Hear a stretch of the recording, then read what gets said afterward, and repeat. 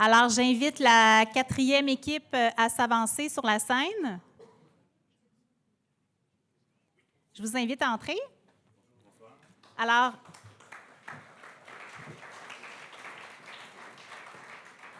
il s'agit d'une équipe composée des firmes suivantes, donc ACDF Architecture pour le volet architecture, Marchand, Houle et Associés, Éléments Experts Conseil et Duprat-Ledoux pour le volet ingénierie et Stantec pour le volet architecture de paysage. La parole est à vous. Voilà, merci beaucoup. Merci à tous. J'espère qu'on va être capable de vous garder éveillés jusqu'à la fin. Je vais faire mon possible pour avoir un peu d'énergie et pouvoir bien vous entretenir. Merci de nous recevoir. Alors, je me nomme Maxime Frappier. Je suis le représentant d'une équipe multidisciplinaire qui est ici présente. Donc, Laurence Lebeu, architecte chez nous, associé aussi, qui a travaillé beaucoup sur le paysage, qui va vous présenter aujourd'hui le paysage. Félix de la firme Éléments en structure. Et nous avons Laurent Laframboise là, de Duprat-Ledoux en mécanique qui va aussi faire sa présentation à la fin. Là, c'est un sprint. On a 20 minutes. Je ne sais pas comment les autres ont réussi à y arriver, mais on est bien nerveux. Mais ça va bien parce que je crois que je suis un recordman capable de dire beaucoup de mots minutes, mais je vais essayer d'aller à l'essentiel. C'est une opportunité exceptionnelle pour créer un outil social et ça nous motive énormément. Je suis retourné encore sur le site là, en attendant ce soir pour retourner voir encore la dynamique. Puis c'est un projet qui nous interpelle. Je crois qu'on l'a dit à l'entrevue, à quel point c'est une chance unique. Je dois féliciter évidemment l'équipe de projet, je vois quelques-uns du bureau qui sont là, qui ont travaillé fort, même pendant les vacances de construction. Vous avez été si gentils de faire un concours qui chevauche la période des vacances. Mais je dois féliciter l'équipe de projet aussi. 2000 pages et plus d'informations, de rencontres à disséquer, à lire, à comprendre. Ça témoigne d'un grand besoin, mais aussi d'une grande volonté des élus, des équipes à faire un projet contributif pour une société, pour une population donnée et pour un secteur qui en a grandement besoin. Alors nous, on a pris ça vraiment très au sérieux. On a, dès le début, identifié les grands enjeux de ce projet-là et on a essayé de travailler d'une façon très différente par rapport à ce qu'on fait d'habitude. Parce que nous sommes confrontés à deux grosses crises très importantes. Et je le dis d'une façon un peu plus solennelle, là, pour ceux qui me connaissent, j'ai plus tendance à être un peu plus joyeux et tout ça, mais la crise environnementale à laquelle on est confronté est majeure. Elle n'est pas mineure. Il faut prendre action, il faut changer la façon de faire. On est une agence, nous, en architecture, qui a été connue pour faire des bureaux souvent avec une approche, en fait, esthétique, bien assemblée, des détails très sensibles à l'usager, qui propose des parcours, une scénographie. Mais à travers tout ça, pour y arriver à l'époque, à travers des budgets restreints et précis par des organismes ou du privé, on avait toujours une conscience de la quantité de matériaux qu'on utilisait et on essayait de jouer avec les règles du jeu. Si un panneau d'acier sortait de l'usine à 800 mm de large, bien nous, on essaie de travailler des panotages sur les murs de 800 mm pour limiter les pertes, pour s'inscrire à l'intérieur des budgets qui nous étaient donnés. À l'époque, on ne réfléchissait pas à l'environnement nécessairement, mais en fait, on le faisait parce qu'on travaillait avec la matière et ce que le matériau voulait être et comment il voulait être assemblé pour limiter les pertes. Alors, la crise environnementale, elle est majeure et ça a orienté toutes nos actions. On fait face à une deuxième crise en ce moment qui est une crise budgétaire monstrueuse. Pour ceux qui ne sont pas dans le domaine ici, dans l'assistance, la plupart des projets institutionnels dans les 2 dernières années ont des dépassements outrageux, très difficiles à vivre. C'est des grands casse-têtes. On ne parle pas de 5 à 10 % de dépassement, on parle de 20, 30, 40, 60 % de dépassement des coûts. On veut que ce projet-là se réalise. On trouve que c'est un projet que la population a besoin et on a travaillé dans ce sens-là pour essayer de changer notre façon de faire et de trouver des solutions qui allaient nous permettre d'y arriver et de vous présenter un projet aujourd'hui auquel on est absolument confiant de pouvoir rencontrer les contraintes budgétaires. Oui, j'ai ça, ma manette est ici, je vais y aller. Alors, voilà. Alors, ça, c'est des croquis que normalement on va faire dans un projet traditionnel. Je vous montre ceux-là parce qu'on ne pouvait pas montrer toutes les autres esquisses qu'on a faites, mais je vous informe que dans ce projet-ci, avec la firme Vertima, qui est sous-traitant à nous dans l'analyse des projets environnementaux, on a travaillé d'une toute autre façon. On a fait 3 esquisses volumétriques du jour 1 pour arriver à l'esquisse qu'on vous présente aujourd'hui. 20 minutes, on dirait que c'est la première fois que ça m'arrive où je suis un peu stressé. Ce qui est intéressant, c'est qu'on a enfin été capable de mesurer un concept auquel on tient depuis des années et qu'on essaie de promouvoir, qu'on vous présente aujourd'hui, qui est celui de la compacité. En architecture, la compacité, c'est le ratio entre la superficie de plancher occupée et la superficie d'enveloppe. Il n'y a pas de secret, là. Plus on a d'enveloppe, plus il faut payer la climatisation, plus il faut payer du chauffage. Plus on a d'enveloppe, plus il faut payer de l'entretien sur le long terme. Plus on a d'enveloppe, plus on a d'impact environnemental. Plus on est compact, moins on a d'implantation, moins on a de fondation, moins on a d'excavation, moins on a de toiture, moins on a d'eau à faire en rétention. Plus on a d'arbres plantés en pleine terre, meilleur est notre impact environnemental pour les communautés. Ça met une pression sur le programme, parce que créer un projet compact, si on pousse à l'extrême cette idée-là, c'est une grosse boîte avec pas de lumière à l'intérieur parce qu'elle est trop compacte. Et là, c'est le défi qu'on avait, c'est comment pouvoir proposer un projet très compact sur le site avec 50 d'implantation sur le terrain qui nous était donné, qui était déjà un petit terrain, à notre avis, pour vos intentions programmatiques, et d'arriver avec un projet qui allait avoir une présence tout aussi extraordinaire pour l'usager. C'est un outil social. On voulait avoir des lieux intérieurs transcendants, qui permettent l'émerveillement, et c'est comme ça qu'on a travaillé. Donc, dans un premier temps, si vous me permettez, ces schémas-là, puis je vais rapidement sauter au plan puis aux perspectives, vous voyez que la première étape, là, ça a été de créer un projet compact qui nous permettait de rentrer 100 du programme. Ce volume-là allait être revêtu d'une stratégie d'enveloppe très performante pour l'environnement, de la maçonnerie, la bonne vieille maçonnerie, assis sur sa fondation, ce qui nous permet d'éviter d'avoir des linteaux structuraux sur les 3 premiers étages, presque pas de pont thermique, et le dernier étage, lui, qui doit avoir des linteaux structuraux, aurait des mécanismes pour briser les ponts thermiques et les pertes de performance d'enveloppe. Atteindre un projet carbone zéro, c'est pas peu, là. C'est un grand défi. Il ne faut pas le prendre à la légère, et on a travaillé vraiment dans ce sens-là. Dans une deuxième étape, on a pris le projet, le volume que vous voyez, le prisme cubique, et on a induit une rotation pour permettre d'avoir, je vais essayer d'avoir un mire ici, ici, pour permettre de pouvoir s'assurer que le boisé du pôle René Masson allait pouvoir s'étendre jusqu'à l'intersection des 2 boulevards. Pour nous, c'était aussi l'occasion de présenter ici un projet qui allait être plus pavillonnaire, comme un objet qui allait inviter à venir fréquenter l'intérieur du secteur et non pas juste comme un bâtiment qui allait s'implanter sur rue d'une façon plus traditionnelle et urbaine. On a voulu que la végétation vienne enrober le projet jusqu'à même s'y introduire à l'intérieur, comme vous le verrez dans les prochaines images. Dans un deuxième temps, donc, comme je viens d'expliquer, on a fragmenté le volume en 2 pour créer une intériorité très, très, très chaleureuse, remplie de bois, une chambre paysagère vraiment impressionnante, un atrium qui permettrait de pouvoir amener de la lumière très profondément dans l'ensemble du plan qui, lui, est très compact. Dans une troisième intervention, ce qu'on a fait, on a pris le volume de gauche, qu'on a légèrement épaissi pour entrer dans la salle de spectacle, et on lui a réinduit une deuxième orientation pour revenir se cadrer d'une façon orthogonale au centre aquatique, pour être capable aussi d'ouvrir davantage l'atrium, comme si on ouvrait les bras, puis on disait « Venez nous visiter ». On s'ouvre à la population. On veut que ce soit un lieu qui soit contributif. Alors, c'est vraiment l'image des bras tendus. La végétation, elle, qui ceinture le projet, est un peu un trait d'union, si vous voulez, qui est tellement, une perception qui est tellement unanime pour tous. La végétation, c'est rassurant, c'est sécurisant. Un pain chargé de neige à la première neige de janvier, c'est aussi rassurant que de rentrer à l'intérieur et de voir des arbres qui contribuent un peu à cet espace-là. Donc, pour nous, c'est très important d'avoir un lieu. Et vous allez voir dans les perspectives combien cet espace-là central vient aussi proposer une architecture aux formes assouplies, courbes, simples, mais dans une stratégie constructive, tout ce qu'il y a de plus simple. On part d'en bas, on monte au parapet en ligne droite. Il n'y a pas de soffit ventilé, il n'y a pas de débordement de toiture, il n'y a pas de perte d'isolation. C'est un projet go to the point, excusez-moi l'anglicisme, qui nous permet d'atteindre des performances vraiment intéressantes. Ce projet-là, par rapport aux 2 autres exercices qu'on a faits en études volumétriques, où on rabaissait le projet sur 3 étages, on prenait un peu plus d'espace sur le site, on avait moins de qualité d'interface urbaine avec beaucoup de végétation. On arrivait à avoir peut-être un projet qui nous donnait un peu de marge de manœuvre sur des interrelations programmatiques peut-être plus faciles dans certaines fonctions, mais avec ce projet-ci, on a 30 de moins de toiture, 15 de moins d'enveloppe.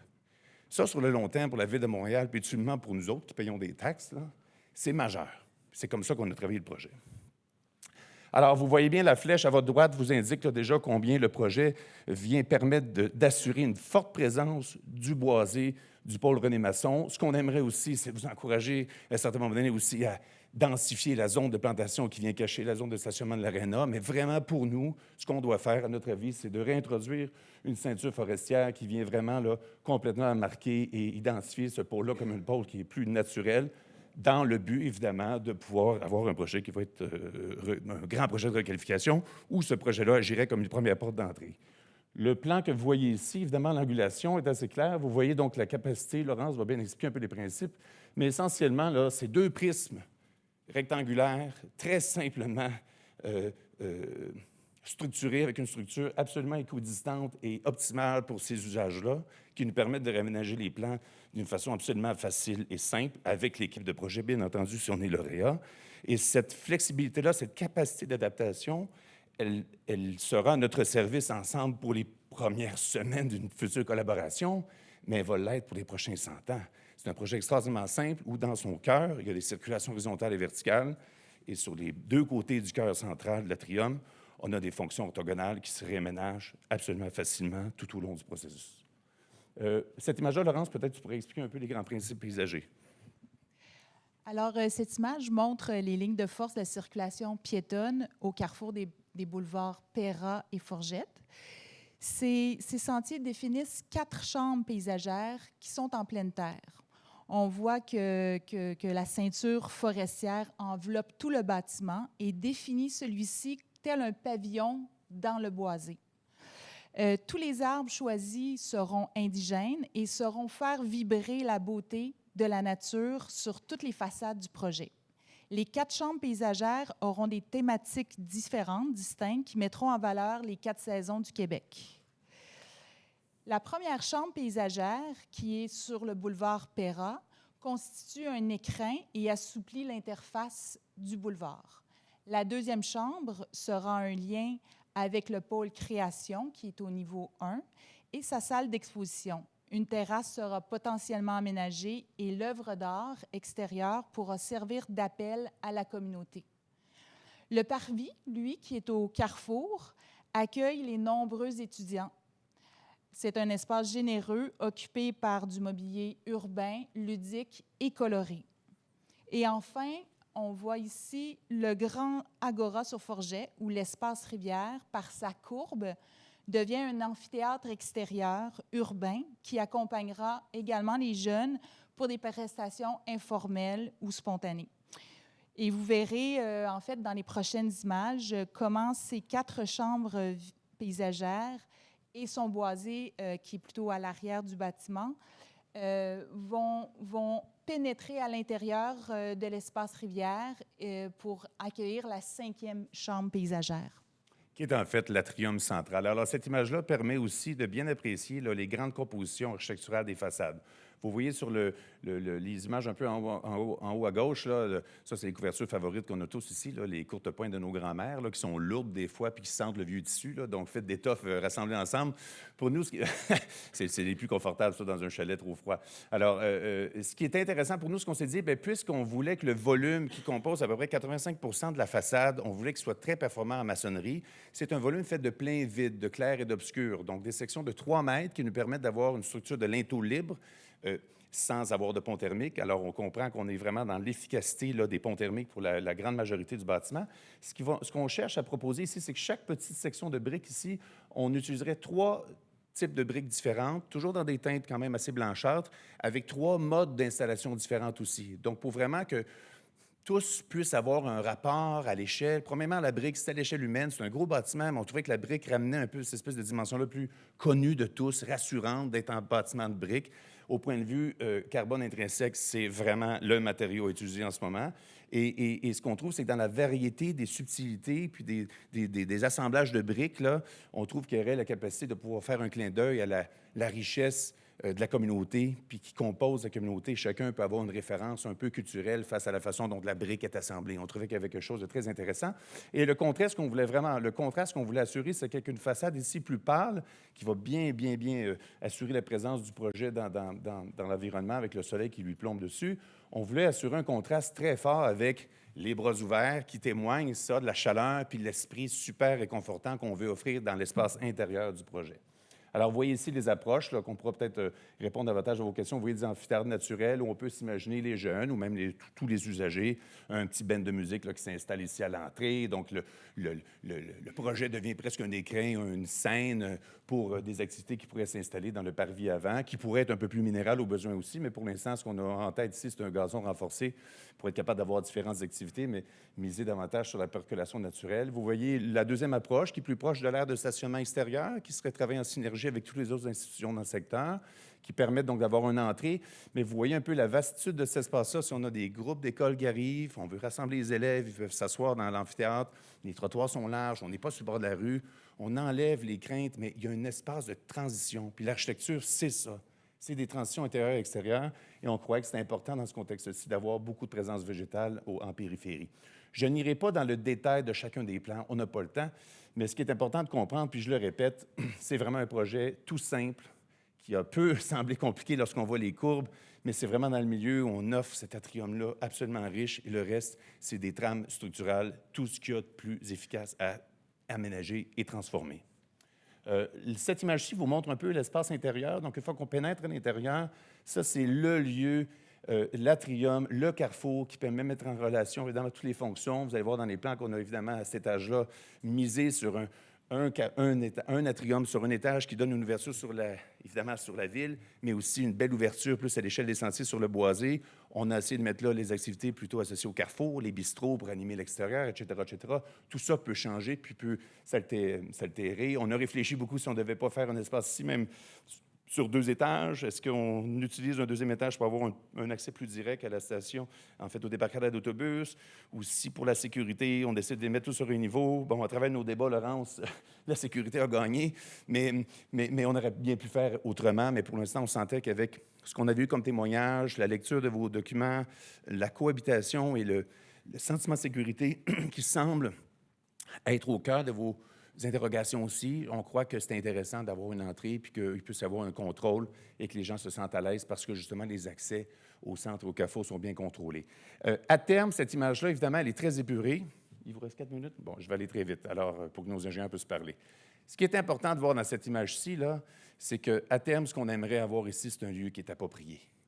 Quand les arbres ici vont être assez matures et les branches assez solides, on voudrait bien avoir des balançoires d'enfants, on voudrait avoir des poussettes, on voudrait avoir des expositions, on voudrait avoir une personne plus âgée qui enseigne à des jeunes à faire de l'agriculture avec des tomates intérieures. On voudrait avoir un lieu appropriable, généreux. Et tout le long du parcours, comme vous voyez l'escalier ici qui est à l'extrémité, on croit que c'est invitant à gravir un peu, à monter en hauteur. Et en tout dernier étage ici, qui donne accès donc à la toiture, vous voyez qu'il y a un puits de lumière qui est périphérique à un toit qui est un peu flottant, qui, lui, va faire pénétrer une lumière tout au long de la journée, puis qui va frapper des lignes courbes. Donc, on croit qu'il y a vraiment quelque chose d'intéressant. Je vais passer rapidement à certaines images, comme les bistrots qui donnent sur le bois arrière.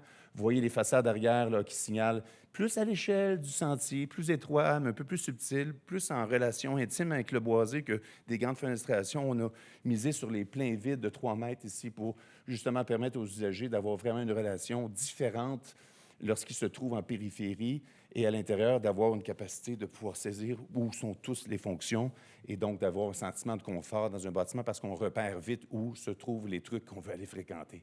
Vous voyez le chemin des désirs ici qui s'est traduit donc dans un sentier qui nous amène vers l'entrée secondaire, qui, elle aussi, est directement accessible à partir des stationnements qui sont à l'arrière aussi du centre, évidemment, aquatique, en plus de ceux qui sont en souterrain, bien entendu, et qui sont dédiés donc aux usagers de la bibliothèque, ou du moins à répondre au programme. Alors, essentiellement, bon, la salle de spectacle est un outil très important. On a vu quelques commentaires qui nous ont été fournis. La volumétrie est là. On a essayé de proposer peut-être des alternatives. Ce qui est à retenir, c'est qu'on aimerait pouvoir avoir une salle qui donne sur un mur extérieur pour pouvoir avoir des fenêtres.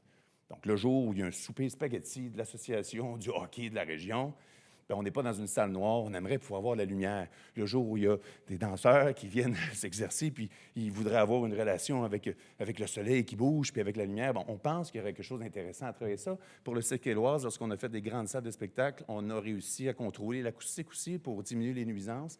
On trouve que ça serait intéressant qu'on puisse avoir ça dans ce projet-ci. Cette image-là est clé aussi. On voit, on est à l'étage, justement, haute de la salle. Lorsqu'on sort des espaces. On voit sur notre gauche donc l'escalier qui monte. Vous voyez les atriums, la lumière zénitale qui vient ici qualifier tous les espaces. Et là, bien, on vit en gravitant le long de l'arbre. On est à la cime des arbres. Il y a une relation avec le paysage qui nous apparaît être assez riche. Et partout dans les plans, donc quand vous allez analyser, là, puis je parle au membre du jury surtout, vous allez voir qu'il y a des espaces qu'on appelle gratuits. Ils ne sont pas gratuits, là. On a réussi à se les payer parce qu'on a un projet extraordinairement stable et facile à construire. Mais tous ces espaces-là qui se dégagent dans les vis-à-vis de courbes en plan sont des espaces de rencontres informelles. À l'étage des parents, des familles, bien, on espère que les parents du secteur vont se croiser, vont échanger, vont s'entraider dans les difficultés qu'ils vivent avec leurs enfants ou avec leur mari ou avec leur femme, etc., etc. Donc, c'est des lieux qui nous apparaissaient comme étant intéressants, nécessaires, pas nécessairement programmés, mais qui appartiennent à la circulation parce que c'est des élargissements tout simples. Alors, vous le voyez ici un peu, si je prends le temps, puis je vais passer la parole aux ingénieurs. Donc, vous voyez ici, donc, ces élargissements-ci deviennent des +1. 1 minute. Alors, voici, on y va, Laurent. Je veux vraiment qu'il puisse parler, parce que ça s'est fait tellement en équipe. Donc. Bien, rapidement, là, au niveau de l'électromécanique, nos objectifs, évidemment, la performance énergétique, on vise 35 % d'économie par rapport au nouveau code du bâtiment. Une simplicité dans le design aussi. Une simplicité afin d'assurer, dans le fond, une opération puis un entretien facile du bâtiment. Aussi, un des éléments importants, la résilience intrinsèque de notre proposition avec de la redondance, avec une décentralisation des équipements. Puis, un des aspects qu'on aime aussi présenter, c'est la ventilation naturelle, donc une ventilation naturelle transversale, puis qui va utiliser l'atrium là, verticalement pour induire les mouvements d'air. Une ventilation naturelle qui est motorisée, mais qui a aussi un aspect manuel des usagers là, pour les impliquer un petit peu dans la gestion du bâtiment, augmenter la qualité de l'air. Beaucoup de choses à dire, mais simplement peut-être souligner le guide là, de conception de la Ville de Montréal qui nous emmène vraiment, qui nous pousse avec la géothermie, avec la récupération massique. Nous, on a bonifié la proposition avec de l'aérothermie, puis on a des bonnes idées, mais malheureusement, je n'ai pas le temps de toutes les exprimer, puis j'aimerais ça passer la balle à mon collègue en structure. Écoutez, le temps est terminé. Ah. C'est terminé. Promettez-moi de poser une question. Oui, poser des questions en structure.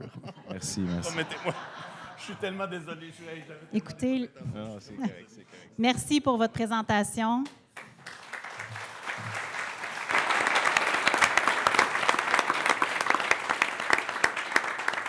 Alors, le jury dispose d'une période de 20 minutes pour vous adresser les questions et je vais laisser le soin à Mme Perrault de diriger le tout.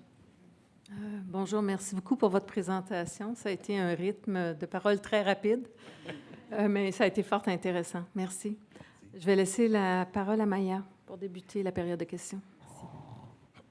Oui, bonjour, merci beaucoup pour votre présentation. Ça amène beaucoup de lumière sur la proposition. Moi, ma question, en fait, concerne l'approche conceptuelle qu'on avait vue à l'étape 1 du concours.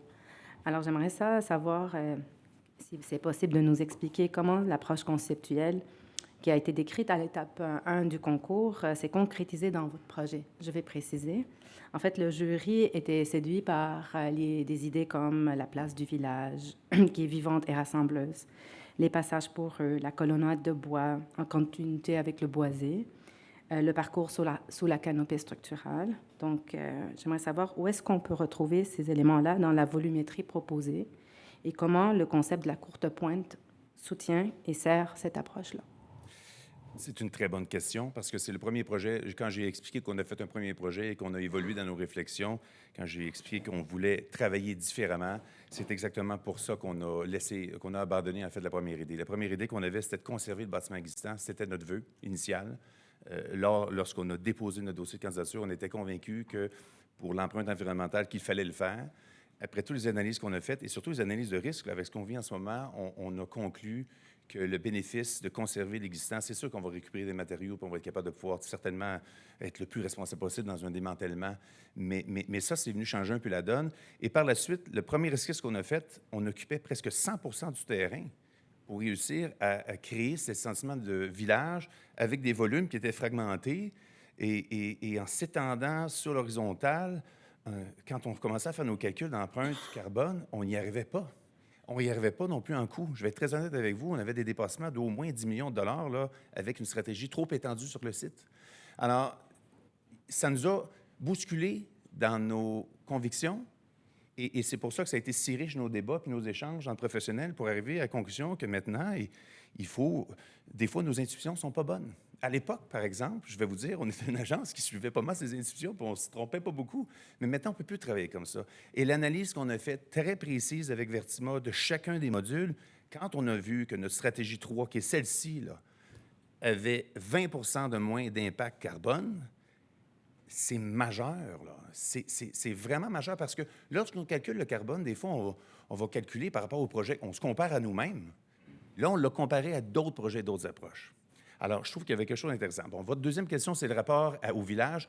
Pour nous, l'Atrium, c'est le cœur du village. C'est la place qui est devant l'église, qui est devant le magasin général où tout le monde se rassemble. Et il se déploie, cet atrium-là, en fait, le parvis en bas, là, il se déploie, oui, merci d'arriver à cette image-là, il se déploie à chaque extrémité, à chaque étage. Alors, dans les espèces d'espaces que j'expliquais gratuits, là, en parenthèse, c'est là où on croit qu'il y a des rencontres informelles où j'espère que lorsqu'une mère ou une père de famille va aller là, puis va rencontrer un autre, « Hey, je cherche un emploi d'été pour mon petit garçon qui a 15 ans, aurais-tu quelque chose? » C'est l'endroit tout indiqué pour ça. Alors, nous, on a vraiment axé beaucoup sur l'usager. Et pour répondre à votre programme, en fait, le Carrefour, il s'est déployé sur tous les étages.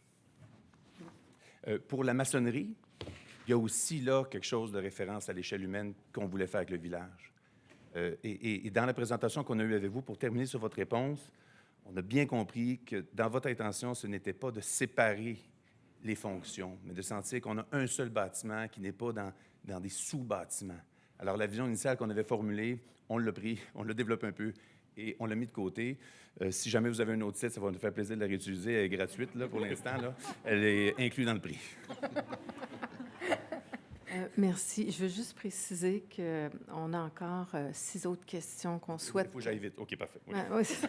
Ou être plus succinct. Merci, oui. Tu vas vite déjà. Je vais laisser la parole à Peter. Okay. Bonjour, merci pour la présentation. Vous en avez beaucoup parlé de l'implantation pavillonnaire, les reculs que vous avez, l'ouverture que vous avez fait sur Rodolphe Forget. Mais j'aimerais peut-être que vous reveniez un petit peu là-dessus, ce fort retrait du carrefour Perras Rodolphe Forget, le fait d'avoir vraiment privilégié les deux rues là, pour disons, l'implantation des espaces de rencontres extérieures versus le boisé. Donc, l'amphithéâtre est du côté de la rue plutôt que du côté du boisé. Peut-être revenir un peu sur la hiérarchisation et des espaces au périmètre du bâtiment. Bon, on a marché beaucoup le site, on a fréquenté beaucoup les lieux, sorti des classes, on a essayé de comprendre le plus possible la dynamique et la mission. Puis, je parlais au début, quelle extraordinaire opportunité de créer un outil social. Pour nous, ça commençait à tendre la main puis à amener les gens à l'intérieur. On comprend l'importance du boisé. Puis le boisé, il va être extraordinaire, mais il va être une échelle qui est peut-être plus intime à l'échelle du sentier.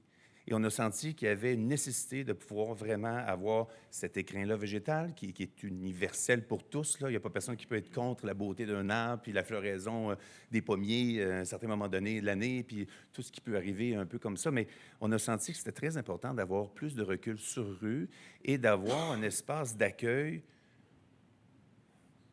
grandiose, à l'intérieur, mais aussi à l'extérieur. Et vous dites que ça s'ouvre sur Rodolphe Forget. Oui, lorsqu'on le regarde, mais vous allez remarquer qu'en plan, le volume qui est un peu plus étroit, qui est sur Perras, lui, est légèrement en recul. Ça veut dire qu'on a vraiment un bâtiment, quand vous voyez ici, qui a quand même, malgré le fait qu'il semble orienté sur Rodolphe Forget, on a quand même vraiment une rotation, à notre avis, qui adresse le coin de rue. Mais on avait vraiment le sentiment qu'il fallait davantage laisser cette espèce de tampon-là. Ça, c'est de l'intuition. C'est l'intuition qu'on sent qu'on a besoin d'attirer les jeunes à venir là. Il y avait des sentiments d'avoir des fois des jeunes qui prennent possession en ce moment-là du parvis en façade. L'entrée est un peu délicate là, quand ils sont tous en même temps. Là, si on sort, on rentre, on ne se sent pas en pleine sécurité là, face à la quantité de monde qu'il peut y avoir. Donc, on sentait qu'il fallait vraiment ventiler. Donc, on s'est repoussé le plus possible. Mais la relation boisée, même si on n'a pas le grand mur rideau, on a, à notre avis, quelque chose de très riche parce qu'à chaque étage, on n'a pas pu passer chacune des petites photos, des petites vignettes. On va avoir des chambres intérieures à l'échelle humaine qui sont en relation avec le boisé plus intime.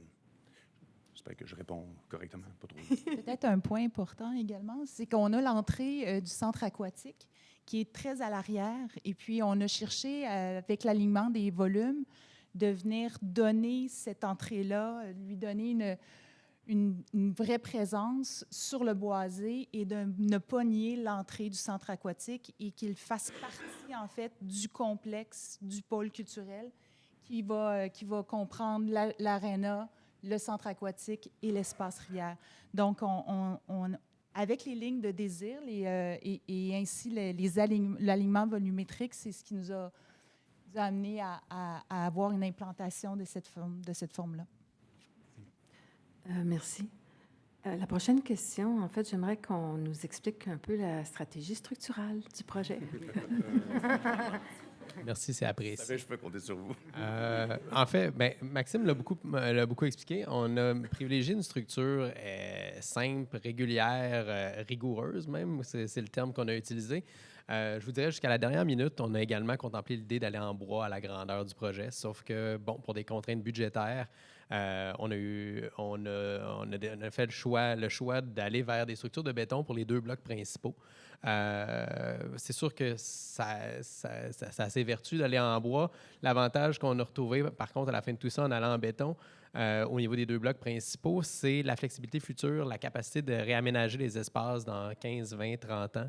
La performance acoustique aussi, on est quand même collé sur une salle de spectacle. Donc, ça fait partie de la réflexion autour de ça. Et par contre, on a tout de même maintenu le bois dans l'atrium central, qui est l'élément signature, dans le fond, du bâtiment. Ici, on voit un peu la stratégie. Toutes les coursives sont en porte-à-faux au niveau de l'atrium. C'est ce qui donnait un peu sa légèreté. Donc, on est arrivé avec une stratégie de panneaux CLT qui seraient encastrés au niveau de la charpente et qui sont mis en porte-à-faux.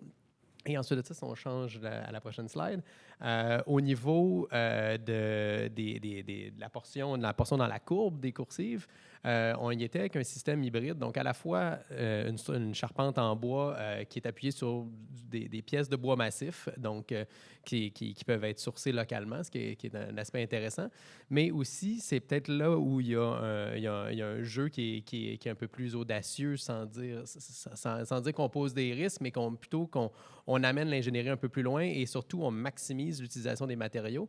C'est que les meneaux en bois qui sont prévus pour le système d'enveloppe vont également servir d'éléments porteurs pour les coursives. On le voit bien au niveau de la coupe ici. Donc, c'est une approche qui permet de maximiser l'utilisation des matériaux au lieu d'avoir une structure, une enveloppe. Ben, on a une structure qui est également l'enveloppe. Donc, ça faisait un peu partie de la réflexion de pousser au maximum, dans le fond, le concept écologique au niveau du bâtiment, tout en donnant en plus de ça une impression de légèreté parce que, bien sûr, si on a mis une série de colonnes collées contre l'enveloppe, c'est malheureux, ça fait perdre un peu la fluidité de l'espace. Avec le système comme ça de meneaux structuraux en bois, ça permet de sentir un peu que cet espace-là flotte dans les airs. Vous voyez qu'il parle comme un architecte, hein? C'est un ingénieur extraordinaire. Aussi, qu'est-ce qui est intéressant, c'est qu'avec la structure de bois en CLT, on peut couper facilement les arrondis et faire en fait les courbes. Donc, il y a une facilité constructive à couper le bois.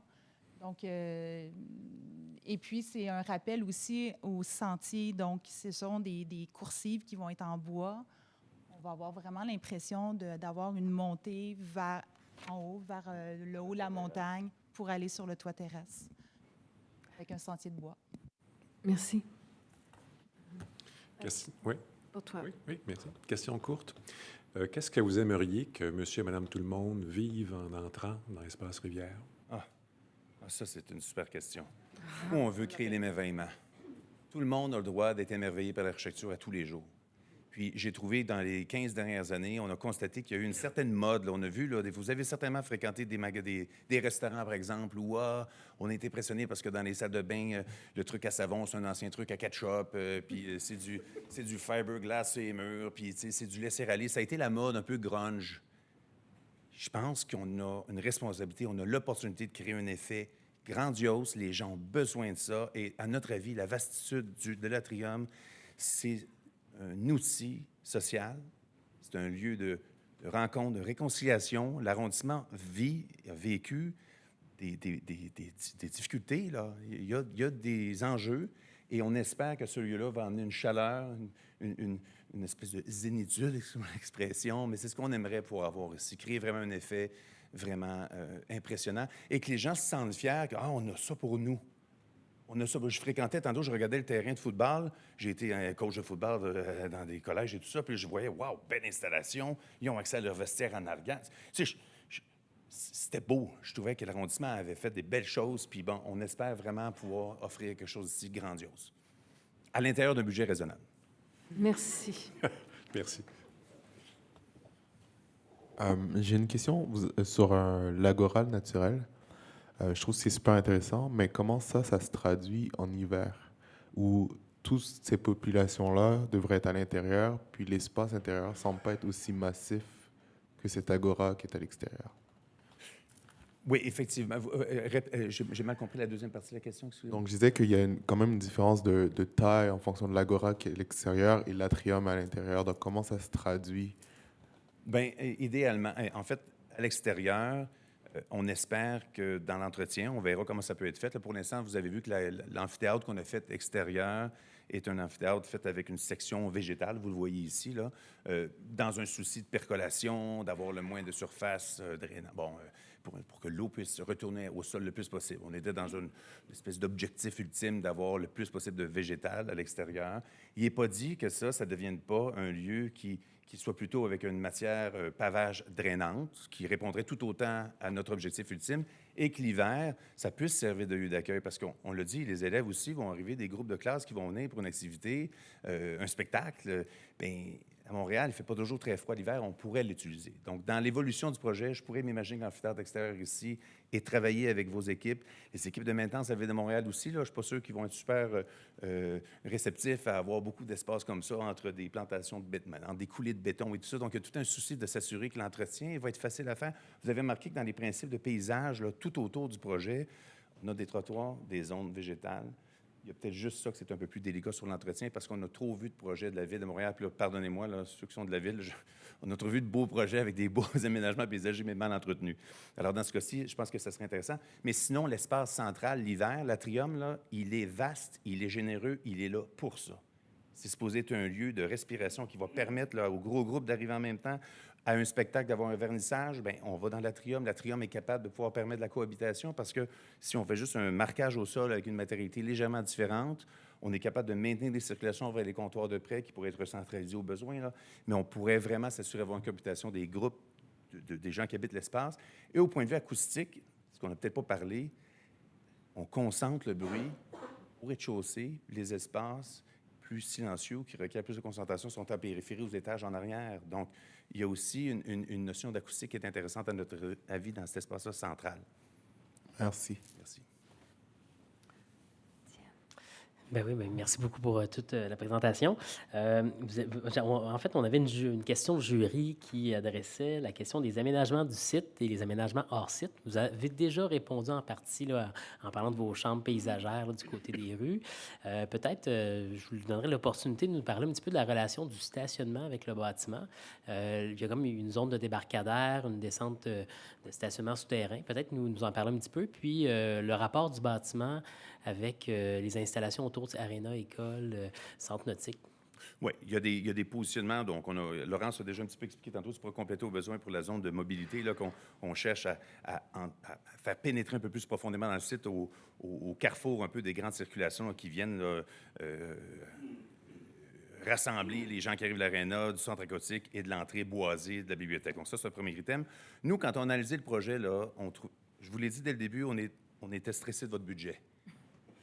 On a vécu, là, on travaille sur le toiture du stade olympique aussi, donc là, je ne vous dévoilerai rien, là, mais on est nerveux.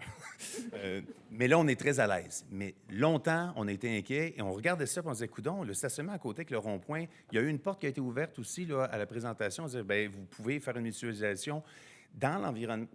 Pour répondre aux enjeux environnementaux auxquels on est confronté, il va falloir mutualiser. Nous, là, on est capable de rentrer 41 cases, Laurence?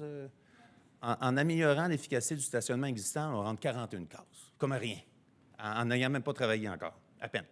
C'est sûr que par après, quand on regarde notre option à nous, bon, OK, le camion, il est peut-être un peu en conflit en ce moment avec l'allée véhiculaire. Oui, il aurait fallu se tasser un peu plus à droite.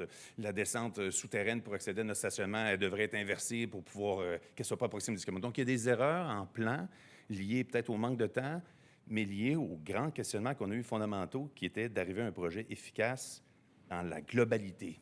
Ça, pour nous, changer un plan adapté, mais on pense que c'est très, très, très viable et on va encourager la Ville à, on le dit peut-être un peu dans les réponses, pour vous exposer moins au risque éventuellement. Assurément, on va vous certainement vous proposer de reconsidérer le stationnement souterrain, de demander un prix séparé pour cet aspect-là du projet. C'est extraordinaire, là. Les gens à mobilité réduite, le personnel, la sécurité, le sentiment de confort, c'est extraordinaire. Mais un jour, pour que ce projet-là se réalise, à l'intérieur des budgets villes, c'est un des éléments qu'on va vous proposer comme étant un prix séparé et on pense qu'on est tout à fait capable d'optimiser. Et le stationnement de la piscine et le stationnement de l'aréna, là, qui est encore, à notre avis, sous-exploité ou sous-efficace. Puis pour faire plusieurs projets privés, vous allez voir qu'on est capable d'optimiser pas mal. Ça répond à votre question, j'espère, oui? Oui, oui, absolument. Merci. Merci. La dernière question est pour Ismaël. Bonjour, merci pour votre présentation très intéressante et dynamique. Là.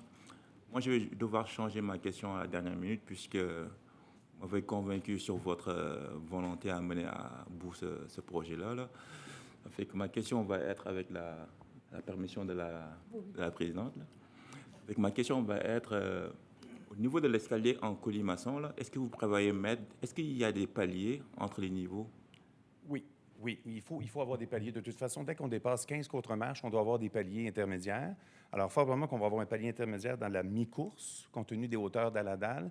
Et de toute façon, dans un escalier hélicoïdal comme celui-ci, pour assurer un meilleur confort, on essaie de pouvoir donner des pauses aussi. Donc, puis il est très large. Hein. Vous avez vu en plan, on a reçu des commentaires aussi. Il faut comprendre que quand on va peaufiner un peu les plans, là, quand la première marche commence, lorsqu'on arrive devant un des comptoirs de près, là, on a assez de clairance à la tête pour vraiment que l'escalier ne vienne pas resserrer des fonctions. Mais oui, il va y avoir des paliers intermédiaires. C'est important d'en avoir pour aussi assurer un meilleur confort dans un escalier comme celui-là. Merci. Plaisir. Ça conclut la période de questions. Merci beaucoup. Merci beaucoup. On espère avoir... Merci à vous.